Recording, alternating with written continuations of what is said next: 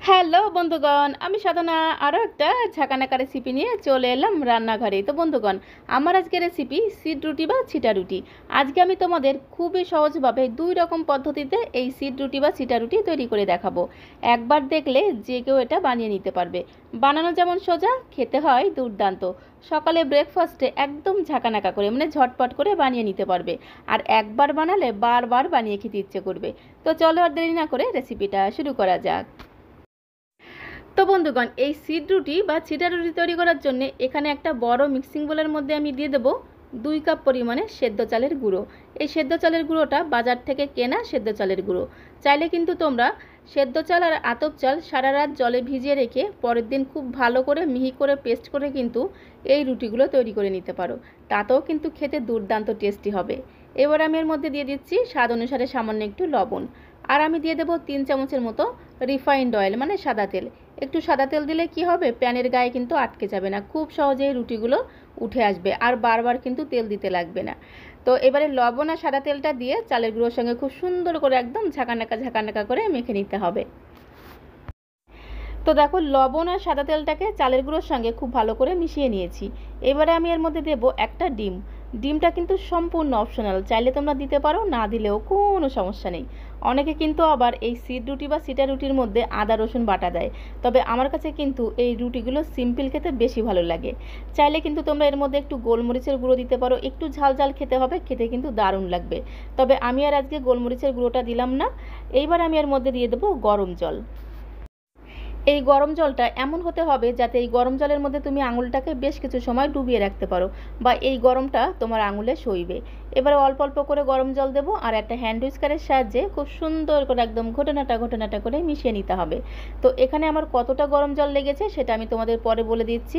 তো এইভাবে একটা হ্যান্ড হুইস্কারের সাহায্যে খুব ভালো করে এই ব্যাটারটাকে একটু মিশিয়ে নিতে হবে, যাতে এই ব্যাটারের মধ্যে কোনো রকম দলাভাব না থাকে। মোটামুটি 2 থেকে 3 মিনিট সময় ধরে খুব ভালো করে মিশিয়ে নিয়েছি, আর ঠিক এইরকম একটা স্মুথ ব্যাটার আমাদের রেডি করে নিতে হবে। তো এখানে আমার টোটাল 2.5 কাপের মতো গরম জল লেগেছে, তবে জলটা কিন্তু একবারে দেবে না, অল্প অল্প করে দেবে। আর ঠিক এইরকম একটা ঘনত্বের ব্যাটার আমাদের রেডি করে নিতে হবে। খুব বেশি পাতলা হবে না, আবার খুব বেশি কিন্তু গাঢ় হবে না।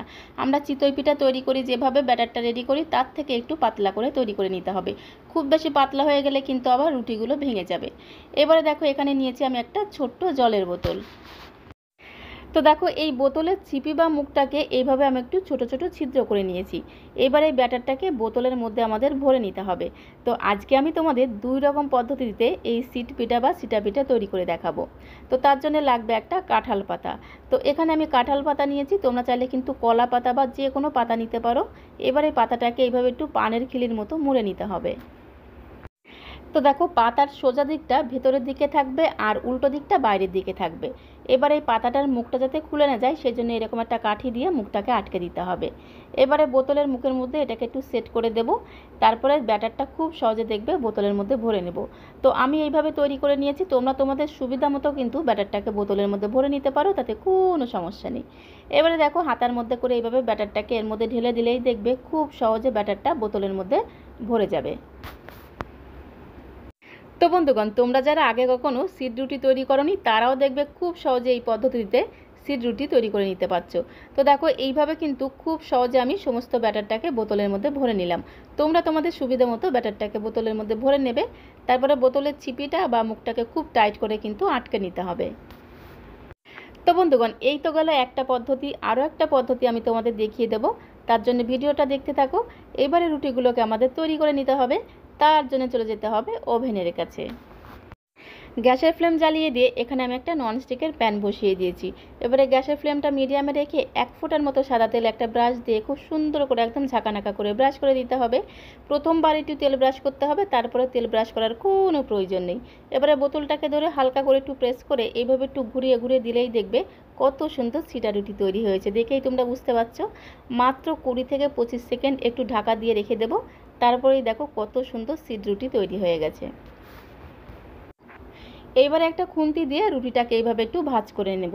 আর দেখো কত সহজে রুটিটা প্যান থেকে উঠে আসছে। যেহেতু ময়াম দেওয়ার সময় সাদা তেল দিয়েছিলাম, তাই দেখো খুব সহজে রুটিগুলো কিন্তু প্যান থেকে উঠে আসছে। আর কতটা জালিদার আর মুচমুচে তৈরি হয়েছে। ঠিক একই রকমভাবে আরও একটি তোমাদের বোতল দিয়ে তৈরি করে দেখাবো। আর যতবারই আমরা রুটিটা তৈরি করব ততবারই কিন্তু প্যানটাকে একটা পরিষ্কার কাপড় দিয়ে মুছে নিতে হবে। তারপরে আরও একবার আমি তোমাদের বোতল দিয়ে তৈরি করে দেখাচ্ছি। যারা আগে কখনো সিড রুটি তৈরি করোনি তারা বোতলের সাহায্যে খুব সহজে এইভাবে কিন্তু ছিটা রুটি তৈরি করে নিতে পারো। তারপরে ঠিক একই রকমভাবে খুন্তি দিয়ে রুটিটাকে একটু ভাঁজ করে নিতে হবে। তো দেখো কত সুন্দর জালিদার সিড রুটি তৈরি হয়ে গেছে। এইবারে আমি তোমাদের দেখাবো হাতের সাহায্যে তোমরা কিভাবে খুব সহজে সিড রুটি তৈরি করে নিতে পারো। এইভাবে ব্যাটারটাকে হাতের মধ্যে নেবে আর আঙুলের সাহায্যে এইভাবে ব্যাটারটাকে একটু ছড়িয়ে ছড়িয়ে দিতে হবে। তাহলেই দেখবে কত সুন্দর জালিদার সিড রুটি তৈরি হয়ে যাবে। ঠিক একই রকমভাবে 20 থেকে 25 সেকেন্ডের জন্য একটু ধামাচাপা দিতে হবে, মানে ঢাকনা বন্ধ করে গ্যাসের ফ্লেম একদম মিডিয়াম টু লোয়ে রেখে দিতে হবে। তারপরেই দেখো কত সুন্দর সিড রুটি তৈরি হয়ে গেছে। এবারে খুন্তি দিয়ে এইভাবে একটু ভাঁজ করে নেব। তো এইভাবে কিন্তু প্রত্যেকটা সিড রুটি আমি তৈরি করে নিয়েছি। তো বন্ধুগণ, সকালে ব্রেকফাস্টে রোজ রোজ রুটি তরকারি খেতে ভালো না লাগলে এইরকম একটা ভিন্ন স্বাদের রেসিপি কিন্তু ট্রাই করা যেতেই পারে। খেতে কিন্তু দারুণ লাগে আর বানানো খুব সহজ, খুব তাড়াতাড়ি তৈরি করে নেওয়া যায়। তো আজকের এই ছিটা রুটির সাথে আমি মাটন কষা সার্ভ করছি। তোমরা চাইলে কিন্তু চিকেন কষা, হাঁসের মাংস অথবা আলুর দম দিয়েও সার্ভ করতে পারো। এছাড়া যে কোনো আচারের সঙ্গেও খেতে কিন্তু দারুণ লাগে। তো আজকের এই ছিটা রুটি রেসিপিটা তোমাদের কাছে কেমন লাগলো কমেন্ট বক্সে অবশ্যই লিখে জানিও। ভালো লাগলে আমার চ্যানেলটিকে একটি লাইক আর শেয়ার করে দিয়ে আমার চ্যানেলের পাশে থাকার অনুরোধ রইল। আমার চ্যানেলে যদি কোনো নতুন বন্ধু এসে থাকো প্লিজ আমার চ্যানেলটিকে লাইক করে রেখো আর পাশে থাকা বেল বাটনটি অবশ্যই প্রেস করে রেখো, যাতে যখন এরকম সুন্দর সুন্দর ভিডিও আপলোড করবো সঙ্গে সঙ্গে নোটিফিকেশন আগে তোমার কাছে পৌঁছে যায়। তো আজকের মতো এই পর্যন্ত, সবাইকে অসংখ্য ধন্যবাদ।